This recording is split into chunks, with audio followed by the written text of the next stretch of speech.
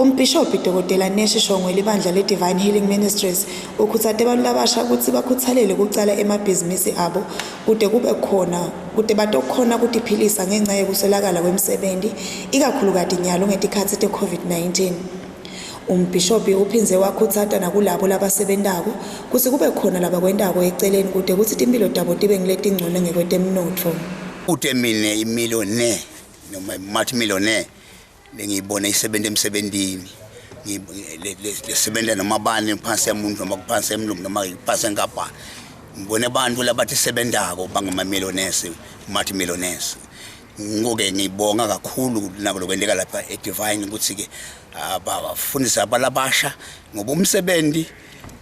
ayitholakala umsebenzi not only eSwatini ngoba bantu maqabanga ukuthi economy yehlile kuseSwatini kuphela all over the world ikakhulu eCovid-19 yonke into enyalo iphansi ngako ke kumxoka kakhulu ukuthi uthi sebenze ngisengasebenza nje nePost and Telecoms kwase kuvela umsebenzi lapha eTown Talk uyisalesman usalesman ke uyathenga kufanele ukuthi uyasebenza ngoba kufanele ukuthi ukhuluma kangakanani hayi ngafika eTown Talk bike eTown Talk ngathengisa iyabona ke manje na ke yaqala ke impilo yanjinje ngako ke ngilokhu uthatha nje abantu labasha ukuthi sebenda lapha thengisa mahewu lapha aboqopha banana lapha qophe makabishi lapha ngoba thenga likabishi nga20 malangeni uthengisa wena lapha ngamandlanyana lethi 10% so uyaphila uhamba uthatha inkuni uhamba ubona ukuthi wenda kanjani angisho ukuthi abantu bethatha inkuni emaplazini bese niyaboshwa ubonakala ukuthi kwenteka kanjani ngisho vele ukuthi noma ngiliphe kusele ebandleni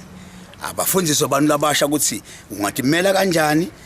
kokuqala futhi bakhuthathele ukuthi abahambe baye esikolweni phela bangabe sebasuka sebathi bafuna amabhizinisi kakhulu abahambe abafunze shona university bese baphuma ke sebashona lena ke